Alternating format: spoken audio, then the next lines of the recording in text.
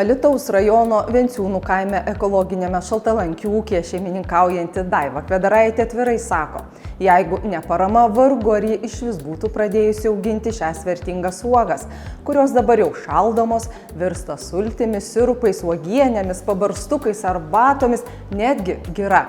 O produkcija pažymėta rakto skylutės simboliu, pelniusi aukščiausius įvertinimus parodose, realizuojama visoje Lietuvoje.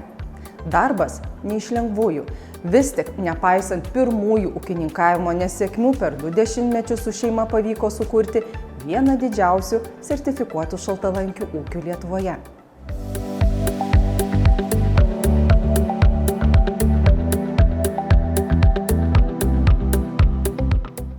Ta parama tikrai buvo paskata. Tiesiog tuo metu galvojome, kur investuoti, kuo užsiimti. Bumas buvo, visi žemę pirko, labai gerai žemės ūkis, pati dirbau jau su investiciniais projektais, konsultavau, tai nutarėm investuoti į žemę. Tada dar atitikau jaunosios ūkininkės reikalavimus pagal amžių, nutariau patapti jaunąją ūkininkę. Paraišką jaunojo ūkininko įsikūrimui pateikiau 2004 metų pabaigoje, tik įregistravus ūkį. Pirmieji sodinukai pasodinti 2005 metais pavasarį, netgi žiemą galima sakyti. Tai 2 dešimtmečiai, ar ne? Taip. Kiek ar dabar taip greitai galėtumėt suskaičiuoti, kiek kartų naudojotės parama ir kiek tai padėjo nuo pirmoji parama prieš 2 dešimtmečius ir dabar, kiek tam ūkiai pagelbėjo ir... Suskaičiuoti turbūt nesuskaičiuosiu, bet tikrai labai daug ir labai pagelbėjo. Nesvarbu, kad būna pabambi, pakeiki, kad tie įsipareigojimai kažkokie neadekvatus arba reikalavimai nelogiški, bet tikrai pripažįstu ir visiems tą patį sakau, be paramos arba iš vis nieko nebūtų buvę, arba būtų buvę labai sunku ir tikrai netokiu mastu būtumėm viską padarę. Nes tiesiog, jeigu tau pats neėmė paramos, o aplinkui kaimynai įima, tu daraisi nekonkurencingas, nes jie lengviau viską kūrėsi, plečiasi, taigi ta parama yra būtina. Na, bet įmėt paramą, sakykime, kaip ir kalbėjau, prieš 2 dešimtmečius, ar ne? Kam jie įmėt ir dabar, kada jau įsiplėtėt net ir į trumpasias grandinės panaudot, kaip jums šitie modeliai siūlo? Tai pirmos paramos buvo technikos įsigijimui. Nes mes pradėjome nuo nulio. Turėjom užsidirbę pinigėlių, nusipirkom žemės, o technikos neturėjom absoliučiai jokios. Absoliučiai. Taip, kad buvo pirma traktorius, padargai, toliau jau vėl kitos paraiškos modernizavimas, paskui leido sodinukų įsigyti, jau kitus plotus įsigijom, sodinukus. Ir po 10-mečio pradėjom galvoti, jau daugiau ir to derliaus, užaugo tie mūsų šaltalankiai, kad supirkėjai per mažai moka, per mažai mes paskaičiavus, ta pridėtinė vertė tokia nėra didelė. Ir nutarėm, kad reikia galbūt patiems pasišaldyti tas uogas, išvalyti. Tai pirma mintis buvo, kad šaldysim, valysim, ir sušaldytas parduosim. Tačiau jau įgyvendinant irgi modernizavimo, čia jau buvo labai didelis projektas, kai paėmiau paskolą litais, jeigu gerai prisimenu, buvo gal 1 300 000, tai 2-3 mėnesius tikrai nemiegojau, galima sakyti, vis laik prabundi su mintim paskola, kaip aš ją gražinsiu. Aišku, dalis įsigijus paramos buvo, dalis gražinau, bet apie turbūt pusę tos sumos liko 5 metams išdėstyta. Ir tu tada galvoji, ar tu tiek turėsi derliaus, ar tu tiek parduosi, kaip tą paskolą reikės grąžinti. Tikrai nebuvo ramu. Tai dabar jūsų patirtis, sakot, reikia vis dėlto paskaičiuoti, kokius tos namų darbus, pasverti, jeigu verta, kaip suprantu, tom paramom naudotis, vis dėlto negali, kaip sako lietuviai, nuogas į dilgėles. Vadinkim, buvo tokių konsultantų, mūsų pažįstamų, kur sakė, žinot, šaltalankis, taigi jom nieko nereikia. Pasodinai, auga ir raškai pinigėlius. Deja, tikrai manau, kad nei vienas augalas pats neauga. Taip, jisai gali augti ten, kur jam labai patiks, jam bus ir žemė, ir drėgmė, ir viskas, rūgštingumas, pH, jam viskas tiks. Bet o tu tai sodini toj žemėje, kur tu nori, kur tu įsigijai. Ir tada tas augaliukas nebūtinai nori augti ten, kur tu nori. Tai tos bėdos, o dar pridarėm pradžiai klaidų, nes vėlgi patys neturėjom žemės ūkio išsilavinimo, tik tos ūkininkavimo kursus baigėm. Ir jūs kažkur minėjot, kad sekėt kaip kosmonautai. Kaip kosmonautai. Tai vyras ekonomistas, kibernetikas, o aš viešojo maitinimo technologas inžinierius. Nu, ten dar vadyba, personalo vadyba, ten tokie tie išsilavinimai, tų mokslų buvo daug, bet tik tai jie ne žemės ūkio. Nors, kai sako, visi lietuviai ten trečią kartą nuo Žagrės, mes visi užaugę kaime, ten daleiskim, bet vis tiek kiekvienas augalas yra specifinis. O čia tau atvažiuoja, sako, žinot, geri tie jūsų laukai, kam čia jiem arti, o kad jis 25 metus nuo tarybinių tų kolūkių laikų nebuvo žemė dirbta, bet sako, nereikia, padarykit vagas ir sodinkit. Taip ir padarėm. Tai pirmas prigijimas gal buvo 10%. O žolės auga, žemė neįdirbta, dilgėlės kiečiai ant tų kelių prigijusių augaliukų krenta, mes jų nerandam tarp tų kiečių. Buvo baisu, nes pasodinom pavasarį, o techniką gavom tik spalio mėnesį. Tai viską rankomis? Rankomis samdėm, bandėm žmonės ir kas su dalgiais, kas ten, ne taip lengva, viskas buvo žiauriai sunku. Ir tada pradedi suprasti, kad ir tas šaltalankis, jam reikia normalios, geros, tinkamos žemės. Jam reikia normaliai įdirbti, paruošti tą žemę. Išbandėm viską. Ir į tuos nedirbtą žemę, į tuos vagas sodinti. Paskui bandėm toj pievoj nusipirkto irgi nedirbdami tik skylės gręžti. Tada jau po vėliau bandėm tik tai juostas išdirbti. Ne visą žemę, o tik juostas. Nu ir vis tiek priėjom prie to, kad jeigu jau sodinam naują lauką, tai 2-3 metus ruošiam sodinimui. O tas šaltalankis, nekartą minėjote apie dirvožemį, tai koks jis tinkamiausias, nes dabar jaunieji ūkininkai, sakykime, nepaslapti žemės nėra, ar ne? Nedideli tie ploteliai ir dažniausiai sodininkystė, uogininkystė užsiema, kokia žemė šaltalankiam? Šaltalankiam reikia lengvos žemės, pralaidžios orui ir šarminės daugiau. Neutralios šarminės, šaltalankis nemėgsta rūgščios žemės. Idealu būtų, jeigu negiliai gruntiniai vandenys. Šaltalankiai patys yra ant šaknų kaupiantis azotą. O taip, kiek šaltalankių reikia, aš suprantu, priežiūros visą laiką, bet kada jis įsikabina, metų, kelerių? Vėlgi labai priklauso nuo žemės ir nuo gamtos. Dabar jau mes darom laistymus laukuose, tai tikrai pamatėm, ką reiškia pasodini augaliuką jauną. Ir jeigu net gera žemė, ta lengva, tinkama, aišku, dažniausiai smėliukė trūksta medžiagų maistinių, bet jeigu ir trieši, bet jeigu sausa, jis skursta. Tai manau, kad be laistymo sistemų, mes kol neturėjom laistymo sistemų, mes pamatėm, kad mūsų augalai, mūsų uoginai nyksta. Šiaip liktai šaltalankiai ir nelinkia ten sirgti, lygos kažkokios, tačiau derlių imam rugpjūčio mėnesį. Imam derlių dabar pastaruoju 5 metai ir daugiau, tau sako, jų tyminė 36. Ir įsivaizduojat, per pačią vegetaciją, kai augalas dar pačiam augime, tu staiga jį paimi ir nudroži, nukarpai tas šakas. Mes tai paliekam apie 30%, kad liktų. Mes vidury vasaros nukarpom ir tada tas augalas gauna baisingą stresą. Nėra drėgmės, o karštis, o dar jis nukarpytas visas.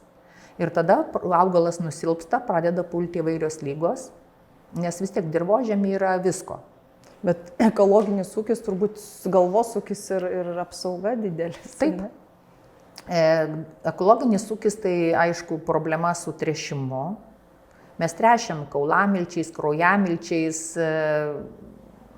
Taip, aišku, tai geriau negu nieko. Bet tai ne mineralinės trąšos, kur ten greičiau viskas vyksta, taip rezultatas. Ir aišku, turim didžiulę bėdą kenkėją, turim specifinį, turim šaltalankinę musytę. O ta kova tai yra, kadangi ekologinis ūkis, jokių priemonių nėra, jokių. Tai vienintelė kova, kas greičiau. Ar Musytė? Ar mes. O tas greičiau tai reiškia, kad tu negali laukti pilno prinokimo, kur tau bus graži, prinokusi, didelė, pasiekusi savo pilną svorį uogą.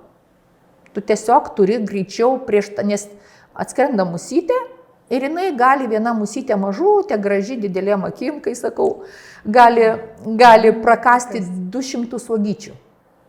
Skubėti yra kur ir plantacija nemaža. Pradėjot nuo kiek hektarų ir dabar kiek dabar mano ūkyje yra, deklaruoju, 60 gal 2, buvo 80, po truputį kai kurios plotus išiminėjau, kur sakiau, kad dėl ligos jie išretėja, nyksta.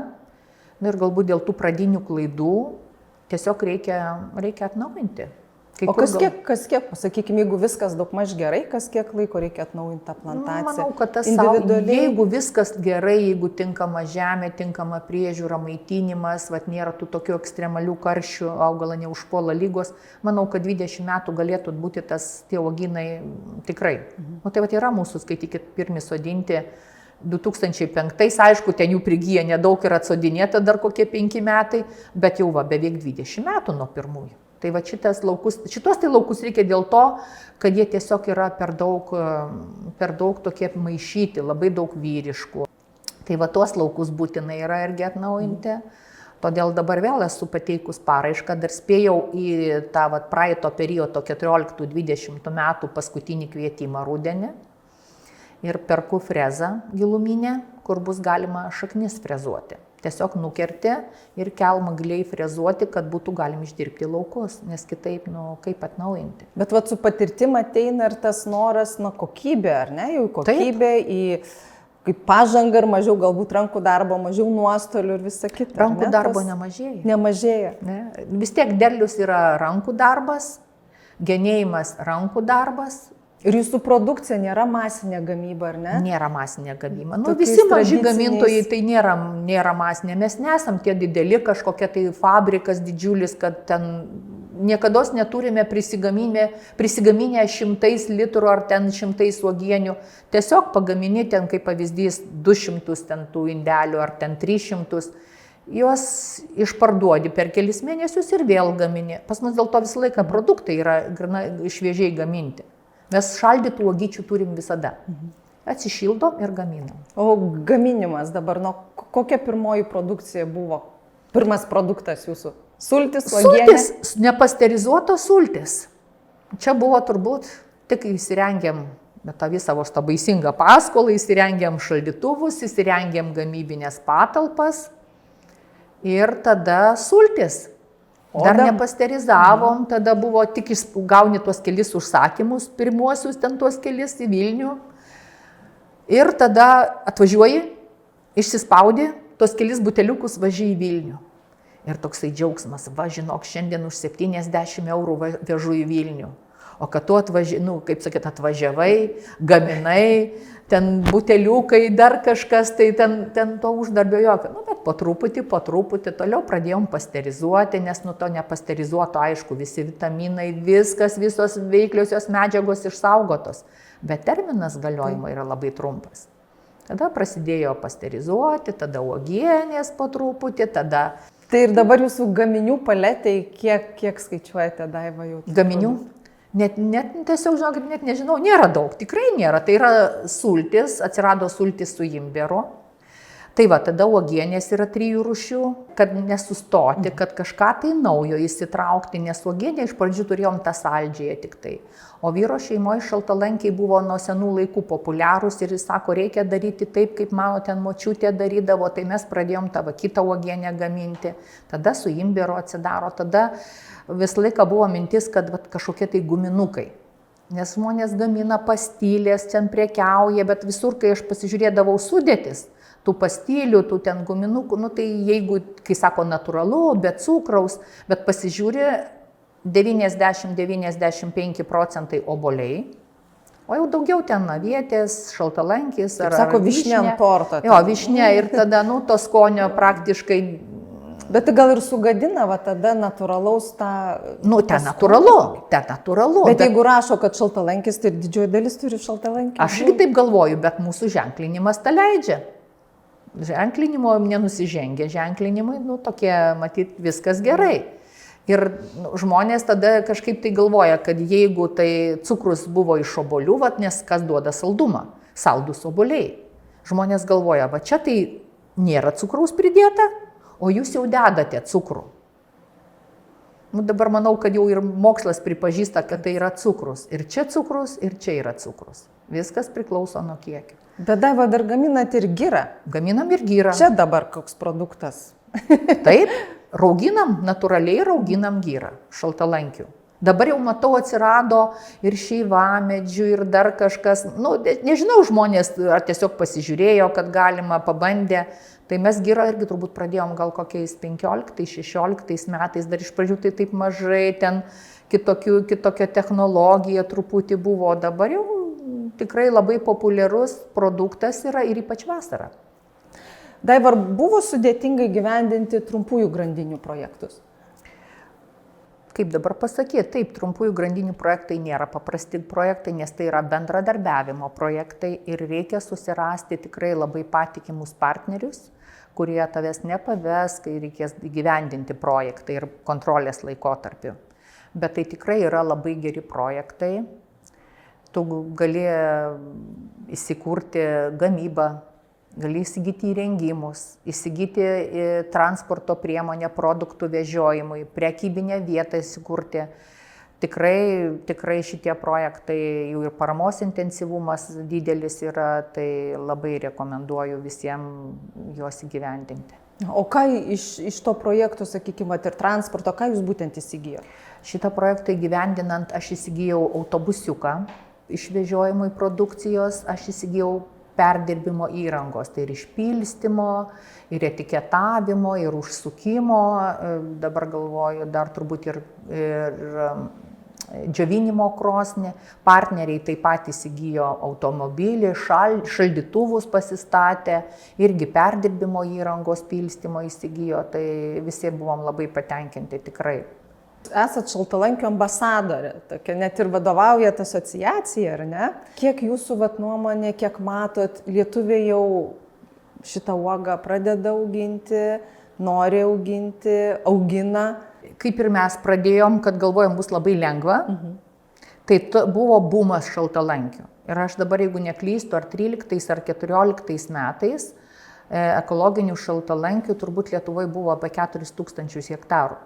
Pasodinau, nušienauju, deklaruoju, kad ekologija, gaunu išmokas. Tada ministerija įvedė reikalavimą, kad reikia būtinai pateisinti, kad tu augini, kad priduodi derlių. Jeigu gerai pamenu, reikėjo parduoti ne mažiau kaip 500 kg iš deklaruojamo hektaro.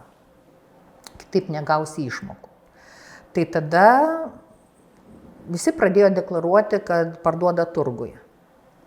Aišku, aš tada juokavau ir dabar galiu pajuokauti, sakau, tuo momentu tai aš manau, kad turbūt turgus turėjo būti vien tik šaltalankiai. Bet tokios taisyklės, tokie reikalavimai, žmonės ieško išeičių. Dabar jau sodina dauguma tie, kurie tikrai nori imti derlių ir realiai kažką daryti. Ir šitame versle būti, ar ne? Taip. Kokybę, pakelt kartelę. Taip, pakelt kartelę. Aišku, yra lygiai iš anksčiau ir tų užsodintų blogų plotų, kurias tikrai reikia atnaujinti, tas atnaujinimas esant ekologiniam ūkiui, labai sudėtingas. Bet jūs siekiat tos kokybės, nes jūs esat ir raktelio ženklą gavę, ar ne? Taip, kai kuriem produktam. Kiek tai jums svarbu, kiek tiem vartotojams? Tai man apskritai yra svarbu, kad jeigu kai aš sakau, aš užauginu ekologiškai, tai aš ir noriu gaminti tą ekologišką produktą. Tada dėl ko aš tada auginu, jeigu tas uogas paskui perdirbu ir gaunu, aišku, nuo to, kad aš sertifikavau, nepasikeitė nieko, nes uogos tos pačios, jos vis laik buvo sertifikuotos. Ir tos pačios buvo naudojamos gamyboje, tik tai, kad nebuvo ženkliuko, jis nebuvo sertifikuota pati gamyba. Dabar jau sertifikavau ir mūsų sultis, arbata, skaidulos, viskas yra jau ekologiška. Ką man tai duoda? Tik tai galbūt tą tokį, kad vidinį, čia yra ekologiška. Bet tai irgi yra svarbu. Yra svarbu, bet labai daug yra tų bet. Nes labai daug atsiranda tokių biurokratinių, administracinių dalykų. Ir to stimulo tik tai tas vidinis lieka. Nes jeigu tu augini ekologiškai, taip, tu gauni tas ekologiškas išmokas, kurios tau kompensuoja tavo mažesnį derlių, kad tu daugiau turi darbo įdėti dėl tam ekologiškam. Bet jeigu jau tu perdirbi ekologišką produktą, tai tu jokių išmokų papildomų negauni. Tu tiesiog dar susimoki už sertifikavimą. Na ir turbūt galvojama, kad tu galbūt gali pasididinti kainą ekologiškam produktui, arba galbūt tu turėsi daugiau užsakymų. Na ir praeitų metų patirtis man parodė, kad nei tu kainą gali pasididinti, nei tu užsakymų daugiau negauni. Niekas nenori mokėti, nes tai nėra pirmo būtinumo prekė. Žmonės žiūri, už ką, kiek pinigėlių išleisti. Nu ir kaip galvoja Daiva, koks turėtų būti optimalus šaltalankių ūkis, pagal jūsų patirtį? Tikrai, nes yra ir vyro ūkis, mes turim iš viso turim apie 130 hektarų. Tai tikrai užtenka. Dalį savo ūkio iš savo plotų, nes mano buvo pirmosios klaidos, pirmi blogi užsodinti plotai ir turbūt mano pirmieji yra kur labiausiai nutolę. Tai va čia ir yra tas, kad noriu optimizuoti, kai kurių plotų atsisakyti, kur perspektyvesni, kai kuriuos atnaujinti. Tiesiog viską reikia optimizuoti, nes išlaidos kuo toliau, to didesnės darosi, energetiniai kaštai, kūro kaštai, žmonių atlyginimas, viskas, reikia labai viską skaičiuoti. Vat šiek tiek ir prieš tai mes kalbėjom, kad smulkieji ūkininkai, ar ne, tai smulkus verslas yra iššūkis. Auginti, gaminti, parduoti yra reikalų. Smulkus verslas nėra, aš nesakau, kad tai yra verslas, gal numušiu kažkam ūpą. Smulkus verslas, netgi turbūt ir vidutinis verslas yra gyvenimo būdas. Nes tu turėdamas tą smulkų ūkį, smulkų verslą, netgi mūsų ūkis jau didesnis, mes tikrai daug turime ir perdirbimą turime. Bet tikrai tai nėra tokios pajamos, kad tu gali samdytis vadybininkas ženklinimui, vadybininkas technologijai, technologas, gamybos vadovas, ten dar kažkokia juristo paslaugas, teisininko, nes visko reikia. Nes jeigu tu jų neturi, tu pats turi visas, keičiasi kiekvienais metais, tai deklaravimo taisyklės, tai ekologinio ūkio taisyklės, kiekvienais metais praktiškai kažkas keičiasi. Ir tu tada turi viską pats sekti. Viską. Pats turi deklaruoti, pats turi visus atsekamumus, tau atvažiavo tikrinti, tau paėmė sulčių buteliuką ir dabar sako atsekamumas ekologiškų sulčių, iš kurio lauko buvo uogos, kurios yra dabar šitam sulčių buteliuke. Ir tu dokumentais turi viską pagrysti, iš kur atkeliavo tos uogytės. Žinote, kas veža labiausiai tuose smulkiuose, galbūt ir nebūtinai smulkiuose, apskritai, kai tu turi savo kažkokį verslą. Tai yra laisvė. Aš neprivalau nuo 8 iki 5 sėdėti kažkur kabinete ir daryti galbūt ne visą laiką man patinkantį darbą. Aišku, tai nereiškia, kad aš čia darau tik tai, kas man patinka, aš darau viską. Taip, esi priverstas, kaip ir sakėt, nėra 10 pagalbininkų. Taip, ir santechnikas, ir elektrikas, ir direktorius, ir taip pas mus yra vyrai, mechanizatoriai, turim šaunų labai, turiu ūkio administratorę fantastinę, tikrai, kur už gamybą atsakinga, viską daro, bet mes visi universalai. Tai Daiva, ar galima sakyti, kad kaip galvojate, ar pagavote sėkmės paukštę? Net nežinau. Nežinau, kas ta sėkmės paukštė. Taip, mes išsiplėtėm, mes pagavom verslą, tikrai išplėtėm verslą, turime jį, plėtojame, neskubam išeiti į pensiją, džiaugiamės, nes turbūt žmogus, kol kažką darai, judi, lėčiau sensti. Tai va čia yra tikrai labai gerai. Ūkis – puikus trumposios maisto tiekimo grandinės pavyzdys. Pasak Daivos, reikia nebijoti, tapti savo vizijos maniaku ir vertinus rizikas naudotis paramos galimybėmis bei atkakliai dirbti. Na, o norinčius daugiau sužinoti, kaip gimsta ekologiška produkcija, ūkio šeimininkė kviečia užsukti į svečius.